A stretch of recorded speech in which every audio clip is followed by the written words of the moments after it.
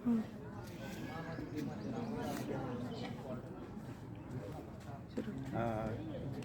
गजानन महाराज धार्मिक व धर्मदाय ट्रस्ट आमोदे या ट्रस्टची स्थापना सन 2013मध्ये झाली आणि प्रत्यक्ष भूमिपूजन 2014 मध्ये लोकवर्गणीतून गजानन महाराजांचं मंदिर तयार करण्यात आलेलं आहे.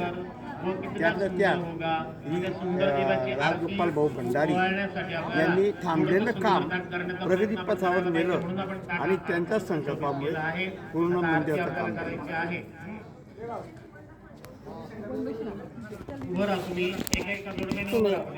तुमचं पण अध्यक्ष म्हणून सांगा ना. अध्यक्ष म्हणून तुमचं नाव आणि ते. हां, मी गजानन महाराज ट्रस्टचा अध्यक्ष असून माझे नाव रमेश उम्मता राजपूत.